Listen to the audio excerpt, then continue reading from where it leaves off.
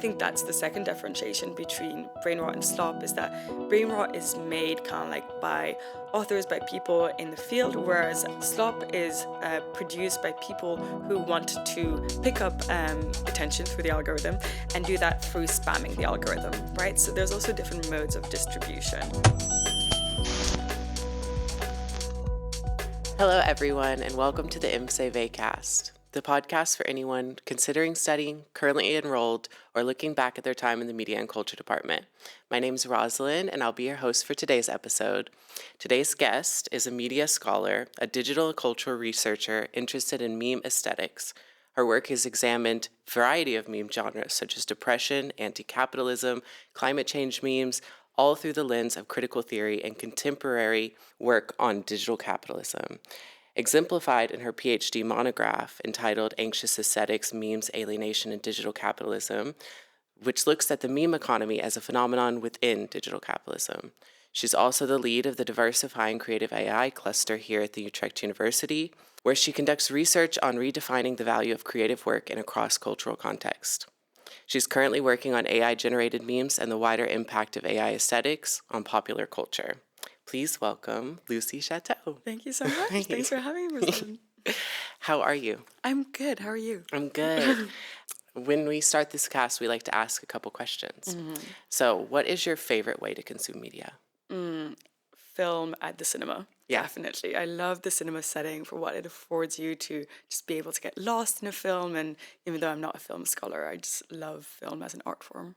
And what would you say is your favorite film or media product? Ooh, I have like my top four, like the letterbox top four. I'm always thinking about my top four, but I think this one is top of mind because I just rewatched it this week, which is The Fall. It's a movie by Tarsem, an Indian filmmaker. Okay. And it's just one of the most gorgeous movies you've ever seen. Like the use of cinematography is so beautiful. And what drew you to the Media and Culture department here at Utrecht? Yeah, it's funny. I've had kind of like not like a long trajectory in academia, but it's taken some different like turns and twists. And I started by studying English literature at King's College in London. And there's when I really started to get into critical theory, and I just found it the most powerful lens through which to study the world and contemporary culture. But so I started studying literature when I realized that actually I was more interested in culture and what was happening online specifically, obviously. So after a while, I realized that I had to actually pivot a little bit to media studies, which is where it was really happening for me. And I came to Amsterdam to study media studies at UvA. And that was really enlightening, but I was missing the kind of critical theory background that I really loved from my English literature study. And I did my PhD, and then when I found the department in Utrecht, I really thought that for me, this is the perfect blend of critical theory and media studies. And I just loved the atmosphere here and all of my wonderful colleagues. So that you would say that it was the marriage of the critical theory with the online aesthetic and the more practical study in that. Exactly. Yeah. And I think there's such a wealth of expertise. And we've got such an amazing kind of like department in terms of what people are studying, what people are reading, what people are researching. And I feel really like, that the Department of Culture enriches my research. Yeah. And then you have a doctorate in memes. Yes, you could say that. Exactly. Yeah. So what does that entail? Exactly. So my PhD was kind of split over the philosophy and culture studies department, and it entails studying memes. It entails looking at memes with a critical theory lens. And really, I did a lot of digital ethnography, but also very intuitive, kind of like autoethnographic research, which I'm a big proponent of. And I always try to tell my students and tell anybody who's interested in media that like their experience and their lens through which they experience digital culture and media is a totally valid way to then build kind of like scholarly analysis. So that's where I really started from, is looking at my experiences online. And I was really interested in what I was seeing in my peer group. But I was also, just doing my studies, and I was really interested in becoming a scholar. And I just realized that like the two are intertwined, right? Like I'm interested in these memes because I have this like scholarly inclination, and I can bring to scholarship my own experience.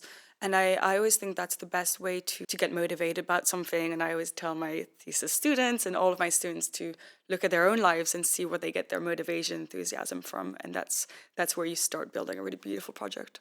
And do you feel like when you mentioned you kind of married the philosophy department and the cultural department, do you feel like your work's very interdisciplinary in that way, and that's like important to what you do? For sure, yeah. I think interdisciplinarity really defines the whole field of media studies, but especially like in terms of what I do, I'm really interested in bringing critical theory, bring philosophy, bring contemporary readings on cultural theories to the mix, and I think it's inherently very interdisciplinary.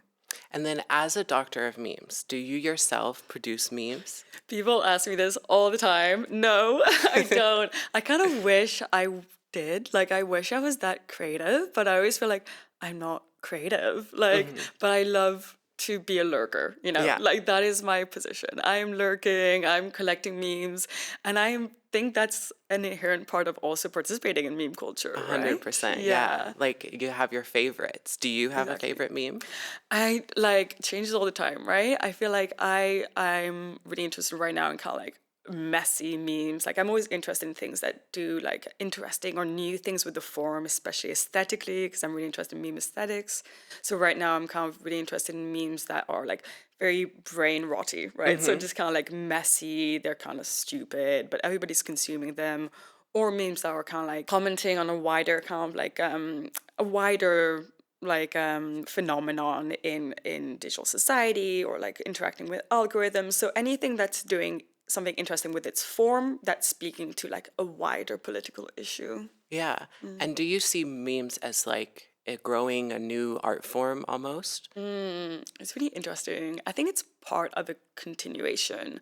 Like it's part and inherits a lot of like kind of cultural logics and artistic logics. It's really indebted to those artistic movements such as Dada, such as collage, montage, DIY, remix. So all of these kind of pre-analog artistic movements you can see in memes, and also kind of like digital movements such as using like the glitch as an art form. And that's where I'm talking about like these things that they're doing with like composing new post-digital collages using glitch, right? So all of those things they're doing with their art.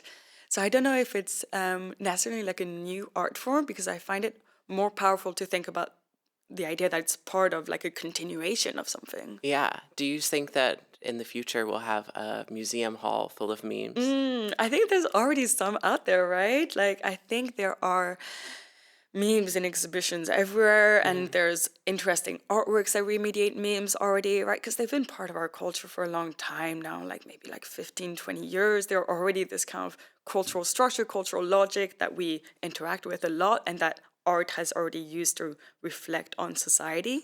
So there definitely will be a museum, if there isn't already, two memes, but the challenge in memes is preserving them, right? Because they're so ephemeral. It's hard to kind of actually curate and preserve memes, right? Like the owners or the distributors of those memes might have like deleted them for some reason, deleted their account. So that's why I try to, like screenshot and preserve as many memes as I can. And I also find that I'm not like an archivist or anything, but if I am playing a small role in preserving these memes, it is through screenshotting and writing about them. Yeah, so do you see your kind of academic career evolving to be like a meme historian one day? Kind of, right? Like I'm currently writing this thing about how like the evolution of meme aesthetics kind of parallels the economic evolution of the web, right? So from like Web 1.0 to the more Web 2.0 platform economy to whatever we have now, which is kind of like a disappointment of Web 3.0 towards a more kind of decentralized like formation of the web, or what some have called like the post-naive web. So kind of living through all of these different economic and political reorganizations of the web. And I think we can really see that evolution happen in meme culture, like aesthetically. So I think I'm already kind of like being a historian, but linking it to the present is what makes it like most valuable to our society. Yeah. And in some of your recent work, you distinguished brainrot memes from AI generated like slop. Yeah. I'm curious, like, what do you define as AI slop and as genuine brain rot meme. Yeah, definitely. Yeah, so I think to me that distinction is very important because they're doing completely different things aesthetically, but also like obviously because they're doing different aesthetic things, they represent different political modes of engagement. So to me, brain rot is much more that continuation of that lineage I was talking about in terms of being in this lineage of collage and montage and data and using different fragments to construct a new meaning, tell a new story. So the idea of montage is that like by juxtaposing different fragments, you can create new relations between those fragments, create new meanings. And that's always been obviously intrinsic to meme culture, but I find brain rot memes are doing this in a very interesting way. But there's also a kind of like trolling aesthetic to it, right? There's also a kind of like resisting the idea that there should be a meaning. They are really leaning into how stupid they are. Yeah, And like absurdism. exactly, Yeah. right. And they're kind of enjoying the fact that they're very absurd or that they don't mean much, right? It really reflects a kind of engagement with digital culture and algorithmic culture nowadays where we've accepted that this is our landscape and that this is how we consume culture. And we've kind of accepted brain rot to a certain extent, right? We've accepted that we are constantly addicted to our phones, that like the things we find funny aren't necessarily that funny, that we've been changed.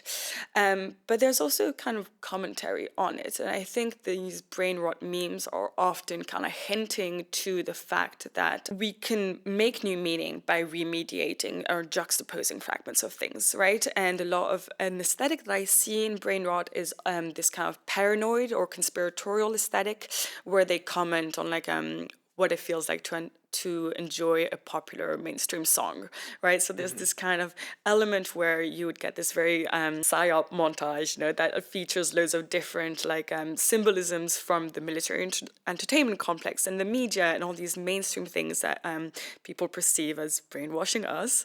And then you have so this is one of my favorite memes at the moment. Just bring it back to one of my memes that I like. It's this photo of Obama who's handing you the red pill and it says how it feels to enjoy mainstream pop song, right? And then there's all this military entertainment complex stuff in the background.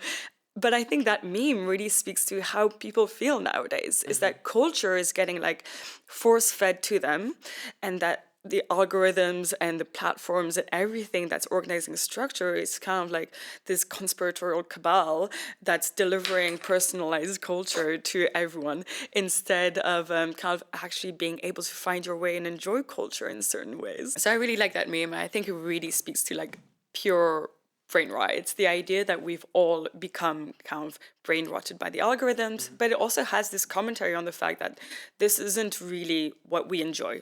Instead of feeling like human agents that have choice to enjoy cultural consumption, media consumption, we are being force-fed like algorithmically curated content. And I think brain rot has this element of critique in the way that it uses collage as an aesthetic form to do this. So I think brain rot is really interesting in what it delivers. Whereas slop to me is the opposite, right? Slop is like spontaneously generated by like by Gen AI algorithms, and it has nothing to say apart from what it was prompted with. And the aesthetic that slop produces to me is very kitschy. It really has this kind of like overarching kind of like hyper realistic, like high definition, glossy look, right? And it has this kind of flat dimensionality where the image only refers to itself and the image wants you to accept it as the truth that it is or the truth that it posits itself to be. And there's much less cultural remediation, there's much less construction of meaning. And so to me, slop is a danger. It's dangerous in our world because it posits itself as something that you can have no arguments against. And so this differentiation between brain rot as a kind of like interesting style that remediates culture, that remediates our engagement with popular culture, versus slop as something that presents a kind of flat dimensionality and wants you to accept it for what it is, that differentiation is very important to make because slop is currently being used by fascist leaders all across the world to create propaganda and to push their world view onto their followers. And when you can't argue against an image, then that image will travel much farther. What kind of drove you to distinguish these two from each other? Because, I mean, I get there is a big difference between the two, but in your experience, what was the driving factor? Yeah, my experience was definitely the Italian brain rot last Okay. year. Yeah, because in 2025, this Italian brain rot phenomenon really took over the world, and everybody was calling it Italian brain rot. And to me, I was like, but this isn't brain rot. Like, this is slop, right? Like, the way that it generated all these images that didn't really have any reference point in the world, and that were really being distributed everywhere on these platforms on TikTok so quickly. To me, I was like, well, this is not a meme format that it corresponds to brain rot. This is slop. And I think that's the second differentiation between brain rot and slop, is that brain rot is made kind of like by authors, by people in the field, whereas slop is produced by people who want to pick up attention through the algorithm and do that through spamming the algorithm, right? So there's also different modes of distribution. And when you see Italian brain rot on TikTok and the views that it gets, it's crazy. It gets like millions of views because it kind of appeals to everyone. It kind of has this more like palatable look compared to a lot of brain rot images, right? It's more funny for kids to look at, and it's more understandable for grandparents maybe. So it has more of this kind of like universal appeal. And the way that Italian brain rot kind of like took off once it started spreading through platforms was crazy. It like went offline. There's now like so many toys of it that you can find everywhere on Amazon, on Temu. There's like musical productions. There's Italian brain rot music. It's a genre that became immediately very profitable and that was immediately commodified, right? Yeah. So slop with that glossy Gen AI like look is really commodifiable versus brain rot really tends to stay online to the people who have the amount of digital literacy that it takes to unpack brain rot. And do you feel like in studying memes that this Italian brain rot was the first instance of AI being crossed over into memes, or? Yeah, it was one of the first. Yeah, it was interesting because even when I was finishing my PhD in 2023, 2024, my conclusion was about like, okay, how are we going to see AI impact memes? Like, to me, AI can never meme, but I think it will kind of start to permeate the meme landscape at some point. But I wasn't expecting for something like this to take off so massively, because to me there's very little irony and there's very little kind of like subcultural play with this Italian brain rot meme genre, but it did take off massively. So what I see now is kind of pulling back Gen AI into meme culture, but in ways that use more cultural remediation and irony. So less so of this kind of slop and this kind of like very commodifiable aesthetic, and more using Gen AI in ways that are kind of more true to brain rot kind of styles. And as you've studied Italian brain rot, do you feel like the Italians are behind this? I'm not gonna put that on them. No, but it is interesting that they picked specifically Italian like language. Yeah. Do you think there's a reason behind that? Right. There's also, because I study a lot of like the images to do with memes, but the audio component has become so much bigger than when I first started studying, right? Because of course TikTok's algorithm is very musical focused, right? So a catchy audio is going to get a meme or a piece of media so far. And I think that's what happened there, right? It's like the combination of the kind of nonsensical imagery, these kind of like monsters and hybrids with the kind of announcer and that very catchy sound, right? So the audio really pushed it far in a way that's really unique to the current landscape of. And they all rhyme. Like Yeah. ballerina cappuccina, Exactly. tra-la-la-la, Yeah. like they're all rhyming names. I think that's very interesting. And very much speaks to like the appeal that they have to kids, Yeah, right? Yeah. of course.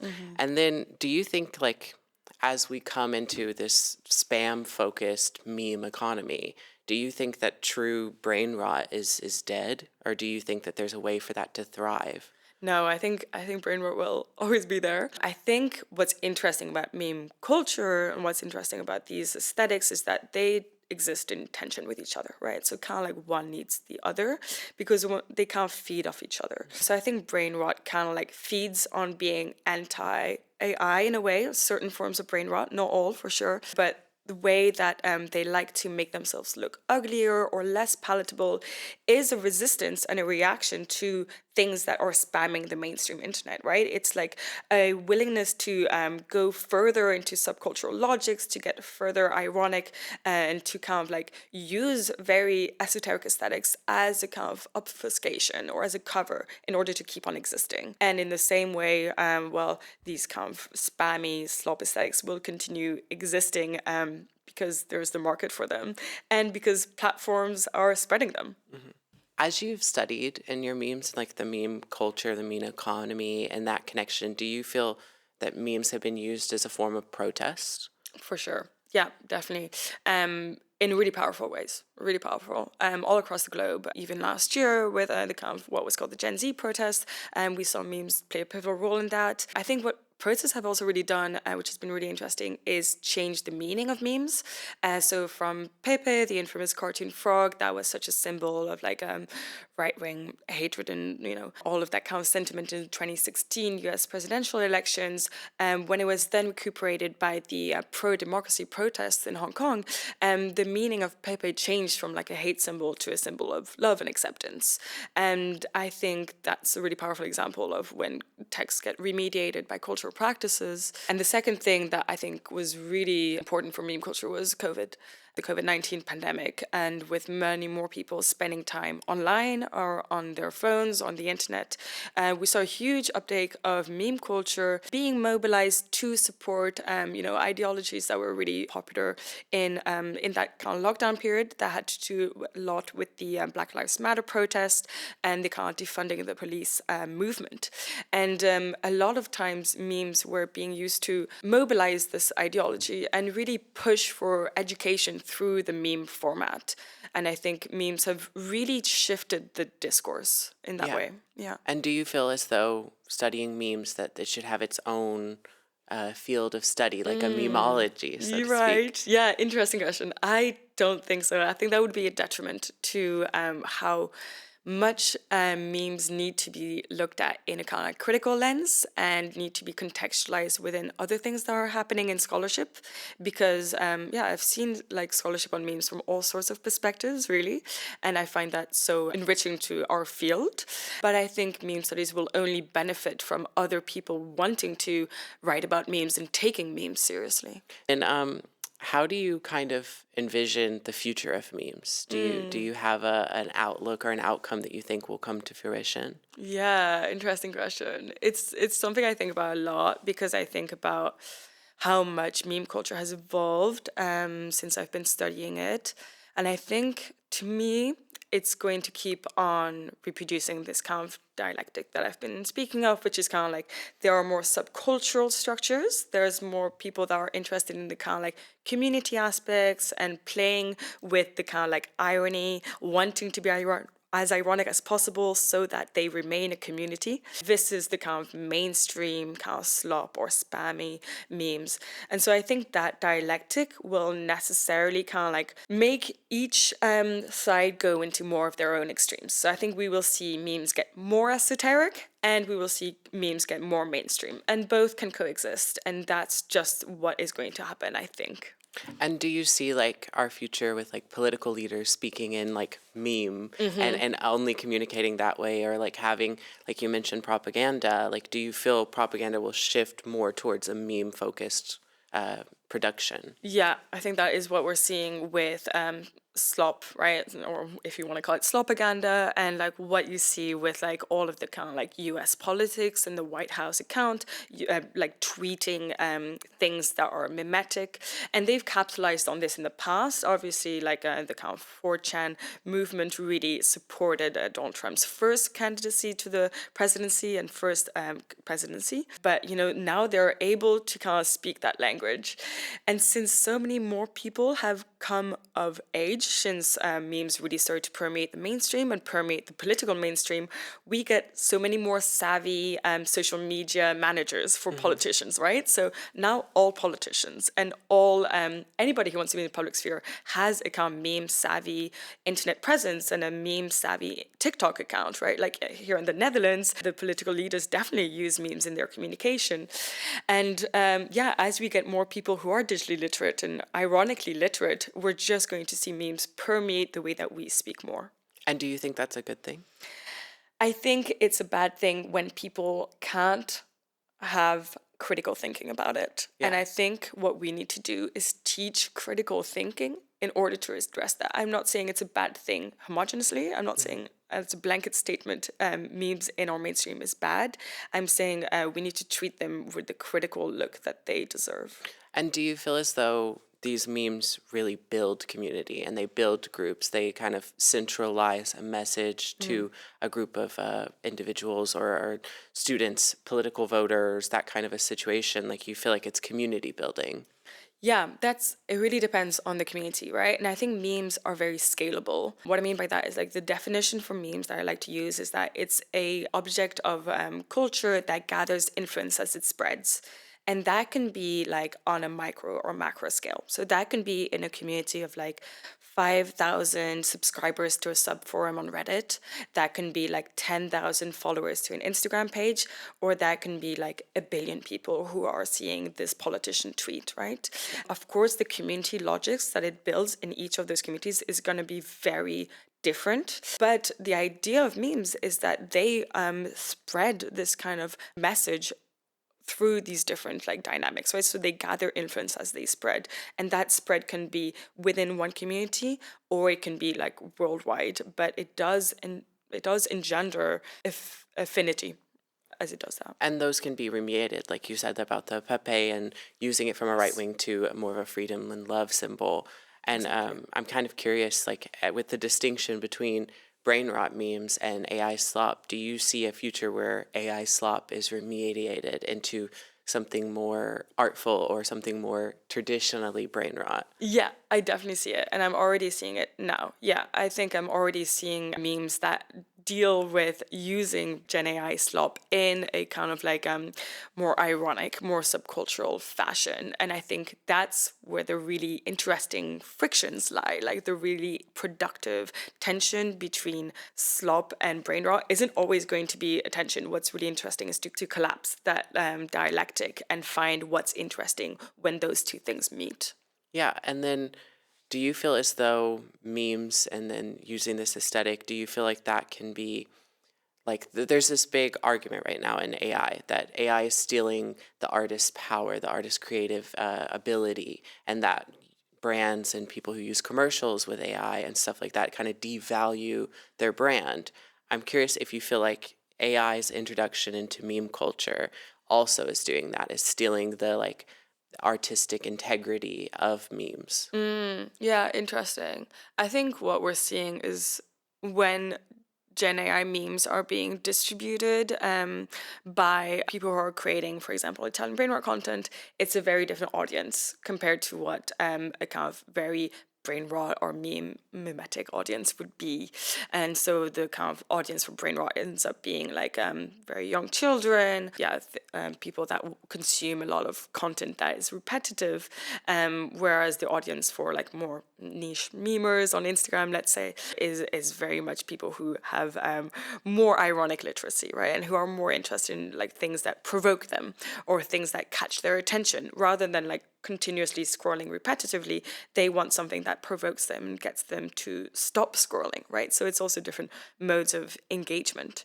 So I don't think Gen AI and meme production have the same kind of audience because they don't have the same mode of production, really. And you link that to the more like traditional forms of production, like a mass production versus an artisan craft works, right? Like you kind of see it that way. Yeah, exactly. Yeah. And so I see it as well, like there's a kind of authorship, that's very distributed in meme culture, of course. Like, there's not only one owner and creator of a meme, there's everybody who has a say in making it, which is people who share it, people who are editing it, people who are screenshotting it. So there's such a distributed authorship when it comes to memes and when it comes to spreading and disseminating memes that like a lot of voices speak through a meme every time. And so I think that kind of mode of production that's more collective compared to the very individualistic production that we see when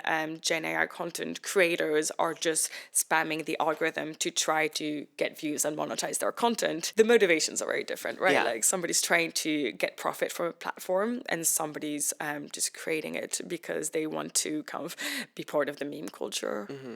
And do you feel like within meme culture, within the creating of these memes, that it's important to kind of credit the source?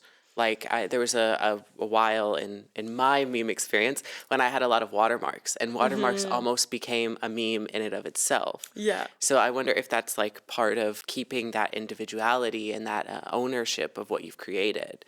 Yeah, for sure. I think the watermarks thing is really interesting. I don't think there needs to be ownership in memeing, but many people do rely on their public memeing accounts for their income, for example. So there's many memers on Instagram who are producing memes and making memes and getting money from that. And then to have that work stolen is, of course, compromising to your income and to your livelihood. So I see why people, want to protect their intellectual property. But I think the name of the game in memeing is kind of like collectiveness, right? And it's kind of like that collective remediation that makes memes interesting. Those people who are, kind of making their own memes and putting those watermarks on those memes, I'm probably not going to find it such an interesting cultural site, right? Because if they just want to have one reading of it, then they want to put their ownership over it, then there's less voices and there's less kind of things for me to look at. I'm interested in the ones that are really embodying the crowd. Yeah, and that kind of shift meaning over time and then sometimes even lose their original context, right? Yeah, precisely. So here at the MCWCast, we also have a segment called This or That. So I will ask you questions, 2 things. You have to pick which one you prefer, okay? Yeah, City center or science park? definitely city center. Film or television? Film, Theater or dance? theater, Literary research or interviews? literary research, Star Wars or Star Trek? Star Wars, In front of the camera or behind the scenes? behind the scenes, Germany, Disney or Pixar? Pixar, Action or a rom-com? action, Pre or post-production? post, Netflix or YouTube?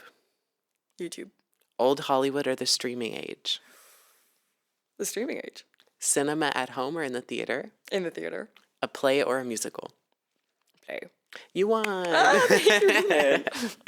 Yeah, so we also like to ask our guests kind of a closing question of what is something that you would tell students wanting to join the program, currently enrolled, or even someone that's thinking of also applying to work in the department? What is something that you would like to give them as advice? Yeah, I think I already kind of touched on it earlier, but I want to say, like, whenever I tell people that I study memes, they're like, I didn't know you could do that. I'm like, of course you can do that. Like, you can do anything. It's so interesting to start from something that is really close to your heart and your passion, and that's really what's kept me going through my academic career. And when I meet students who are passionate about something, I love that enthusiasm, and it can be something I don't know about at all. And I love learning about their passion. And I think, yeah, if you're coming to study or if you're in academia, learning is just one of the most important things in life, I would say, and one of the most important things in my life as well. And I love my career for how it lets me continue learning from my students, from the world, from my colleagues, and just think about why you're learning, like what's your motivation for learning and how to keep yourself motivated throughout. And that answer is often like what you like to do and how you spend your time. So yeah, study memes. Well, she's passionate about memes and she's an assistant professor here at Utrecht University. Thank you so much, Dr. Lucie Chateau, for joining us. Thank you so much, Rosalyn. Thanks for having me. Of course.